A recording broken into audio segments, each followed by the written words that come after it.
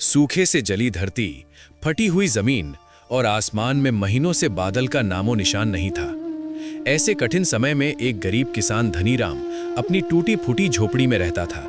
उसके पास बस एक बूढ़ी गाय गौरी और उसका नन्हा बछड़ा नील ही उसकी पूरी दुनिया थे। धनीराम कई रातें भूखा सो जाता, लेकिन नील के लिए वो कहीं ना कहीं से सूखी घास जरूर जुटा लाता। वो जानता था, जिसके पास दया और सच्चाई है वो कभी सच में गरीब नहीं होता। एक शाम गांव का लालची जमींदार उसके दरवाजे पर आया और बोला, धनीराम, अपनी गाय और बछड़ा बेच दो, वरना कल तक घर खाली कर देना।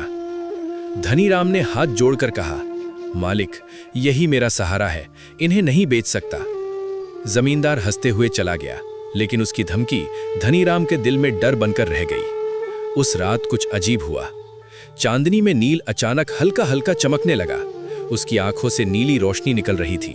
वो धीरे धीरे खेत की ओर चला गया और अपने खुरों से जमीन खोदने लगा। धनीराम घबरा गया, लेकिन तभी उसने देखा, नील ने मिट्टी के नीचे से एक चमकता हुआ कांच जैसा बीज निकाला। धनीराम ने कांपते हाथों से वो बीज सूखी मिट्टी में बो दिया। सुबह जब सूरज उगा तो खेत का नजारा देखकर उसकी सांसें थम गई। पूरा खेत चांदी जैसी चमकती बालियों से भर गया था, जो हवा में झिलमिला रही थीं। खबर सुनकर लालची जमींदार दौड़ा आया।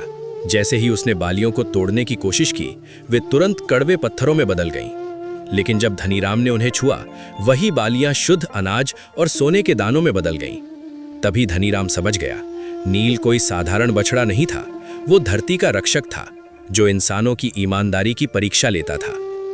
उस दिन के बाद धनीराम की जिंदगी बदल गई, लेकिन उसने कभी घमंड नहीं किया। एक दिन नील उसके पास आया और अपने सिर को धनीराम के सीने से लगाकर जैसे उसे गले लगा लिया। उसकी आंखों में चमक थी, जैसे वो दिल से दुआ दे रहा हो। जो भी इस वीडियो को देख रहा है, भगवान उसकी हर सच्ची मनोकामना पूरी करे। और अगर कहानी दिल को छू जाए तो लाइक और सब्सक्राइब जरूर करें। धनीराम मुस्कुराया और खेतों में सुनहरी बालियां हवा में लहराने लगी।